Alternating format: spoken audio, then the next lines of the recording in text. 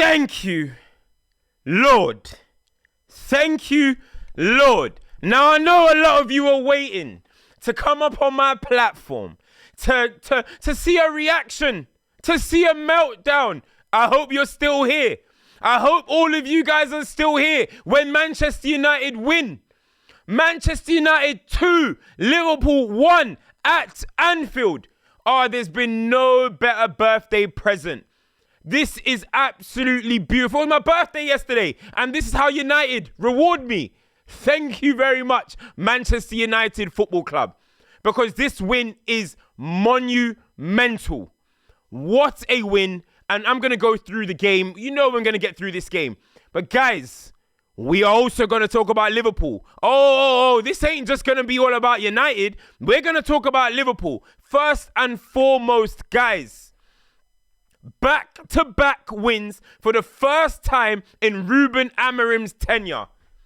I'm going to say that again because it's back-to-back like a Drake song. Back-to-back wins for the first time in Ruben Amorim's tenure. I'm feeling like Jordan in 96 and 97. Feeling like Jordan in 96 and 97. Is this what it feels like? Is this what it feels like? Guys, what a performance. For me, look, there's ups and downs of that performance. You know, Liverpool had chances. We had some sloppy moments. But you're at Anfield. You're in the position that Manchester United are in. You're in the position of how we have been in the last year under Ruben Amorim. In 2025, that's a good Manchester United performance. And do you know what? Yes, Liverpool had opportunities, but we also had opportunities. When you think about that Bruno chance as well, we deserve this win. Manchester United deserve this win. Liverpool, for title contenders, for guys who are meant to be the pinnacle, for all the money that they've spent, we didn't make them look that good. They didn't look good. They didn't look good. For me, if you're looking at them as title winners or contenders, that's scary on their part. But Manchester United, character today, didn't get physically bullied. Played when we needed to play, but also defended in the right manner. Defended with heart. Defended, there was clearances. There was 50-50 battles. There was headers inside the box in dangerous positions. Today, Manchester United put all the pieces together and deserved the win. Deserved the win. GAKPO had moments. GAKPO turns into Cristiano Ronaldo when he plays against Man United. But today, I don't care. People are going to say, oh, but we had more XG, this and this. Hey, when you're away from home against the Liverpool team, you've got to make it count. We've seen teams go up against Liverpool and pepper them and not win. And we say, oh, that's what champions do. That's what champions do. So now, when a team goes up against Liverpool, maybe doesn't have the better chances and gets the result, nature is healing. Nature is healing. That's all I'm going to say, people. These results have been coming all season. Now it's 4 losses in a row for Liverpool. 4 losses after spending all that money. But let me talk about Manchester United. First minute of the game. Now, guys, I was on FCM. My boys laughed at me. We're going to talk about it on FCM. Van Dijk, delegating, not engaging, very half-hearted. First of all, he takes out his own player, McAllister. Then a half-hearted engage. Then tries to delegate Konate to get onto MBEUMO. And MBEUMO, what a finish. Lovely finish. We need him in positions like that more. Because that is a good player right there. That is a player. I always say he's like a cheaper version of Mo Salah in a way. Right? He will get you goals if he's closer to goal. He finds areas to be in space. He's somebody that even with the long balls, he still finds a way to get on the ball. I was impressed with him today. He put in a shift, but the finish was lovely. In the first minute, you can panic. You go against Liverpool, you're at Anfield, first minute, rush of blood. You can easily miss that. Weaker foot, he took it. Brilliant finish. But again, another moment where Van Dijk doesn't do his job, but it's everybody else's fault. Oh, why pointing? Konate, you need to be following that guy. No. You lost your 2 duels. You lost 2 duels and then the through ball to MBEUMO. Let that be on record because they like to erase it. It's like they erase the tapes. Let that be on record. Right? Konate had absolute stormer, by the way. But then Liverpool, when we had that moment at 2-0 at 1-0 for Bruno Fernandes, I thought, you take those. That's Bruno's bread and butter. You've got to take those opportunities at Anfield. When you're playing against a team like Liverpool, you have to punish. We have seen time and time again, team not take the opportunity and they will punish you. So when it went to 1-1 eventually, after Liverpool did deserve it, Gakpo had a few opportunities, hit the post. Gakpo hit the post twice, I believe it is. Missed an open goal. He had his opportunities, right, Gakpo? And then eventually his chance came and they took it. And the pressure was mounting at that point. And I was extremely disappointed at that point because I thought to myself, and I'm going to go back in a sec, but I thought to myself, Bruno was waning at that moment. You could see he was kind of waning. He was kind of like, you know, losing the ball and it was getting a bit tired. He was putting in a shift. I thought first half he was brilliant. Second half, I don't think he was good. But he started struggling. So then when I saw us pressure building, I thought it's only a matter of time until Liverpool go and get their goal. And they go and do that. Good play by Wirtz, puts it down inside Chiesa, who makes impact off the bench every game, puts the ball across the box. And of course, Gakpo goes and gets the goal, which, to be honest, out of anyone on the team, he deserved. Because he carried, by the way, he carried Salah today. He carried Isak today. I wasn't worried about Salah. I wasn't worried about Isak at all. That's meant to be, they were crying about Salah not winning the Ballon d'Or. Really? Really? Ballon d'Or level. Mo Salah. Really? And I look at Isak. He looks a shell of himself. He doesn't look like Newcastle Isak. He doesn't look like Newcastle Isak. In fact, if I was Ekitike, I'll be going to the manager's office and saying, how am I not starting in a game like this? How? I'm in a better form. How am I not starting? That's what I'll be doing. But Mo Salah, totally non-existent today. In fact, when he actually got an opportunity, he shanked it. I was more scared of Frimpong in 2 minutes than I was of Mo Salah in about 85. And this ain't, let's not say, oh, he's been space jammed. Oh, it's contract Salah. What's happened? He's got his contract. Maybe you can attribute it to that. But for me, this is Mo Salah without goals and assists. When Mo Salah doesn't score, I've seen these performances. I've seen these. Now, some are going to say, oh, I've seen this. Not beating his man, not getting, not creating, not scoring. When the janky touches, I've seen this type of stuff. So people are going to be shocked, but I'm not quite shocked. This is just him. Now, he'll probably go off on form at some point in the season. Won't shock me. But this doesn't look like, oh my God, what's happened to Mo Salah? This looks like, oh, just Mo Salah when he doesn't score an assist. When he doesn't get GA as everyone values.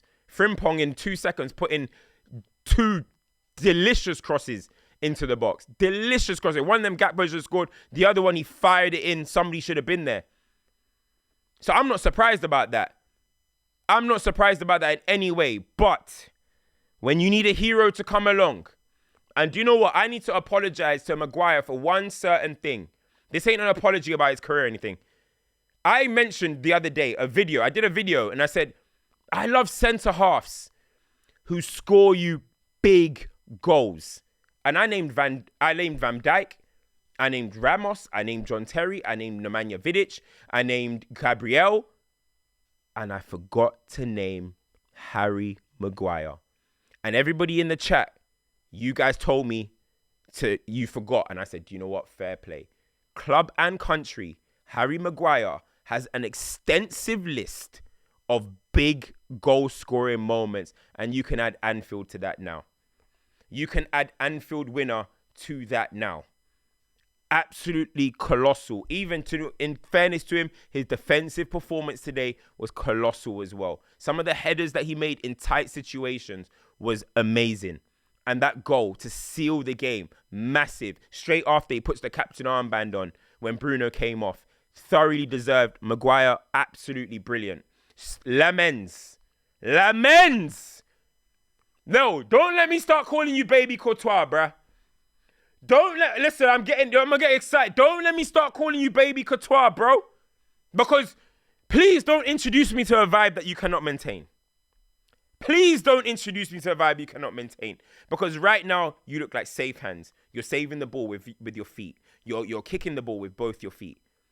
I am impressed. You're catching corners. You're coming out to punch.